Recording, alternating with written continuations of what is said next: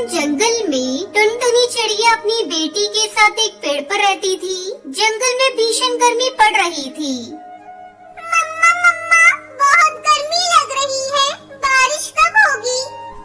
अभी बारिश का मौसम आने में समय है बिटिया, तो मेरे पास आ, मैं तुझे पंखे से हवा कर देती हूँ, तुझे राहत मिलेगी। मम्मा चलो ना, नदी किनारे चलते हैं, वहाँ ठंडी ठंडी हवाएं चलती हैं, ठंडा ठंडा पानी भी पी लेंगे। तब तक आप लोग कमेंट पे बताएं 48 डिवाइडेड बाय 6 कितने होते हैं। इस तरह सुनहरी चिड़िया अपनी माँ टुनटुनी के साथ नदी किनारे बहुत देर तक बैठी रहती है। एक दिन अचानक से बारिश होने लगी। सारे पक्षी बारिश का आनंद लेने लगते हैं, लेकिन कुछ समय बाद ही बारिश विकराल रूप ले लेती है। बेटा जल्दी घर चलो, नहीं तो हम लोग रास्ते में फंस जाएंगे। बारिश ने तूफान का रूप ले लिया है बेटा। टुनटुनी बेटी के साथ जल्दी जल्दी घर लौटती है। अरे मम्मा, अपना घर कहाँ है? अपना घर कहाँ है मम्मा? लगता है बारिश में अपना घर टूट गया। हे भगवान, ये तूने क्या किया? गर्मी से तो तूने हम सबको राहत दे दी, लेकिन मेरा घर तोड़ दिया। अब मैं अपनी बेटी को लेकर इतनी तेज बारिश में कहाँ जाऊँ? टुनटुनी चिड़िया बारिश में अपनी बेटी के साथ छिपने की जगह तलाशने लगी। मम्मा वो देखो, कालू अंकल का लकड़ी का घर। चलो उनसे मदद मांगते हैं। चलो ना, हम कालू अंकल के घर चलते हैं। कालू अंकल, ओ कालू अंकल, जरा दरवाजा खोलो। मैं और मेरी माँ पानी में भीग रहे हैं। हमारा घर टूट गया है अंकल। यहाँ कोई मैंने धर्मशाला नहीं खोली है जो तुम लोगों को अपने घर में आने दूं। जाओ यहाँ से, कहीं और जाकर रहने की जगह तलाश करो। बहुत देर तक दोनों बारिश में रहने का ठिकाना ढूंढती रहती है। थोड़ी देर बाद उन्हें कुटिया दिखाई देती है। लगता है वो कोई साधु महात्मा की कुटिया है। चलो हम लोग वहाँ चलते हैं। दोनों माँ बेटी महात्मा की कुटिया पर जाते हैं। महात्मा जी, हमारा घर मिट्टी का था जो बारिश की वजह से टूट गया। हम बेघर हो गए महात्मा जी, किसी ने हमारी मदद नहीं की।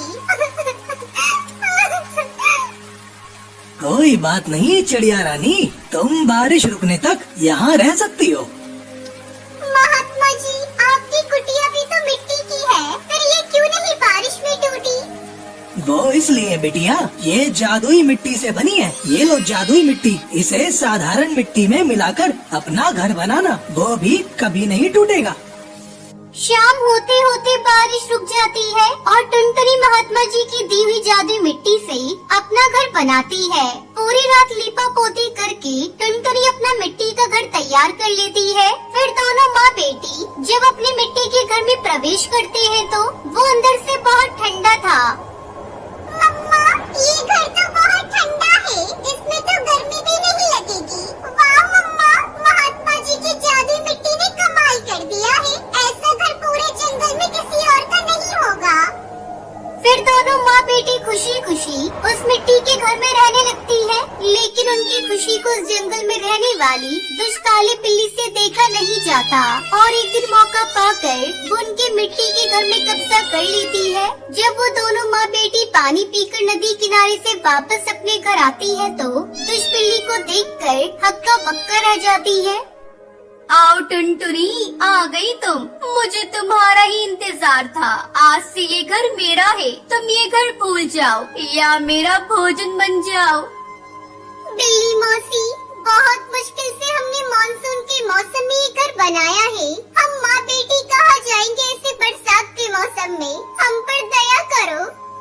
ये सब मैं नहीं जानती, ये घर आज से मेरा है, समझी? चलो अब यहाँ से, अब अपना बोरिया बिस्तर उठाओ, चलती बनो। टुनटुनी बेचारी करती भी क्या, अपनी बेटी को लेकर भूसी बाबा की कुटिया में जाती है। बाबा जी, हम पर दया करो, हम फिर से बेसहारा हो गए। आपकी जादुई मिट्टी से बनाए हुए घर पर दुष्ट बिल्ली ने कब्जा कर लिया है। मैं मेरी बेटी अपनी जान बचाकर आपके पास आए हैं। बच्चा, घबराने की जरूरत नहीं, वो जादुई मिट्टी का घर है। मैं अभी उस घर को वहाँ से यहीं किसी पेड़ पर जादुई शक्ति से ला देता हूँ। बाबा एक मंत्र पढ़ता है और वो जादुई मिट्टी का घर वहाँ से गायब होकर टुनटुनी के पास आ जाता है। टुनटुनी अपना घर देखकर बहुत खुश होती है और बाबा को प्रणाम करके अपने मिट्टी के घर में खुशी खुशी रहने लगती है। अरुणाचल प्रदेश के घने जंगल में कई पक्षी अपने परिवार के साथ बसेरा करते थे। उसी जंगल में टुनटुनी चिड़िया अपनी 3 बेटियों के साथ रहती थी। उसका पति कालू कौआ दूसरे जंगल में काम ढूंढने के लिए गया हुआ था। कई दिन बीत गए और कालू कौआ घर नहीं लौटता। मम्मा मम्मा, मुझे भूख लगी है। आज आपने भोजन भी नहीं बनाया। सुबह से हमने कुछ भी नहीं खाया है मम्मा। कहाँ से बनाते भोजन? तेरे पापा जो अनाज रख कर गए थे वो सारे खत्म हो गया। उन्होंने कहा था जल्द लौट आऊंगा, पर अभी तक नहीं आए। मैं कब से उनकी राह देख रही हूँ। कुछ देर और रुक जाओ मेरे बच्चों। बच्चे भूखे थे और टुनटुनी उदास थी। तभी उसके पास उसकी पड़ोसन रसीली तोती आती है। क्या हुआ टुनटुनी बहन, आज तुम बहुत उदास दिखाई दे रही हो और बच्चों की भी आवाज सुबह से नहीं आ रही है। कोई बात है क्या? मेरे बच्चे कल रात से भूखे हैं। घर में अनाज का एक दाना नहीं। मैं भोजन कैसे बनाऊं? मेरे बच्चे भूख से तड़प रहे हैं। अभी तक इसके पापा भी घर नहीं लौटे। जल्दी आने को बोल कर गए थे, पर अभी तक उनकी कोई खबर नहीं। अरे टुनटुनी, तू मेरे साथ चल। मैं भुल्ला बास से कहकर तुझे अनाज दिलवा देती हूँ। जब कालू घर आ जाए तो भुल्ला को पैसे दे देना। वो टुनटुनी को लेकर भुल्ला बास के पास पहुँचती है। भुल्ला भाई, ये मेरी पड़ोसन टुनटुनी चिड़िया है। इसका पति दूसरे जंगल काम ढूंढने गया हुआ है। बच्चे कल रात से भूखे हैं। कृपया करके थोड़ा अनाज इसे दे दे। ठीक है रसीली बहन, मैं तुम्हारे कहने से इस चिड़िया को अनाज दे देता हूँ, पर मेरे पैसे अगर समय से नहीं मिले तो तुम जानती हो। हाँ भुल्ला भैया, जैसे ही मेरे पति लौट कर आएंगे मैं आपके पैसे लौटा दूंगी। और रसीली बहन, आपका बहुत बहुत शुक्रिया। घर आकर टुनटुनी अपने बच्चों को भोजन बनाकर देती है। बच्चे खुशी खुशी भोजन करके सो जाते हैं। समय गुजरने लगता है। एक दिन भुल्ला बास अपने बदमाश कौवे के साथ टुनटुनी के घर आता है। क्या रे टुनटुनी, तू मेरे अनाज खाकर आराम से घर पर पड़ी है? चल निकाल अनाज के पैसे, अब तुझे 2 गुना पैसे देने पड़ेंगे। भुल्ला भाई, कुछ दिनों की और मोहलत दे दीजिए। मेरे पति अभी तक नहीं लौटे। आप थोड़ा तरस खाए मुझ पर। मैं बेसहारा चिड़िया जैसे तैसे करके अपने बच्चों को पाल रही हूँ। अरे ओ कालिए, चल 1-2 हवाई फायरिंग कर और इसके घर पर अभी के अभी कब्जा कर और इसका सामान निकाल बाहर फेंक।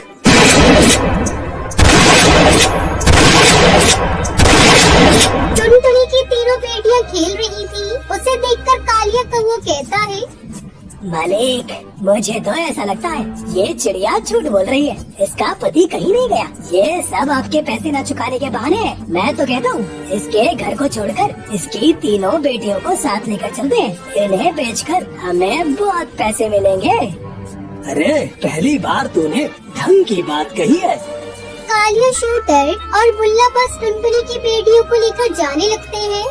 छोड़ दो मेरी बेटियों को छोड़ दो। मैं सच कहती हूँ, मैं आपका पैसा जल्द चुका दूंगी। मेरे पति अभी यहाँ नहीं है। मैं झूठ नहीं बोलती। छोड़ दो मेरी बेटियों को।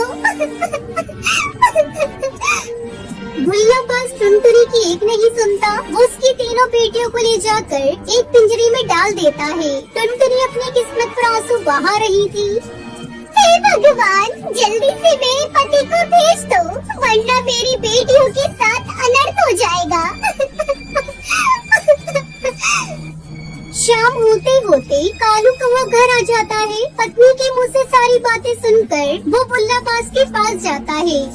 भुल्ला, ये ले अपने पैसे और छोड़ दे मेरी बच्चियों को। भुल्ला, मेरा नाम है भुल्ला, रखता हूँ खुल्ला।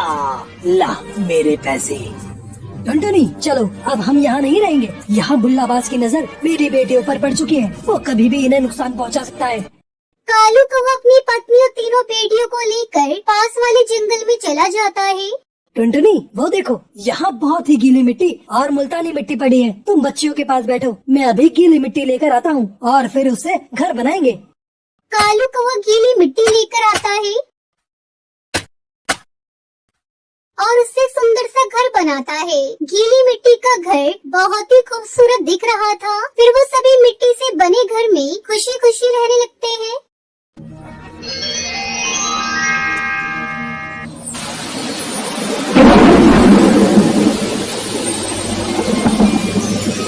अलीगढ़ के जंगल में टुनटुनी चिड़िया अपने पति कालू कौवे के साथ रहती थी। कालू कौवा बर्गर बेचा करता था। जंगल में बारिश का मौसम शुरू हो गया था। कई दिनों से लगातार बारिश हो रही थी। हे भगवान, कई दिनों से मूसलाधार बारिश हो रही है। घर का राशन भी खत्म हो चला है और आज मैं बर्गर बेचने नहीं गया तो बच्चों को क्या खिलाऊंगा। चाहे कुछ भी हो जाए, मुझे अपने बच्चों के लिए बर्गर बेचने जाना ही होगा। टुनटुनी, तुम बच्चों का ध्यान रखना, मैं बर्गर बेचने जा रहा हूँ। बर्गर बेचकर जो पैसे मिलेंगे उससे मैं घर का राशन लेता आऊंगा।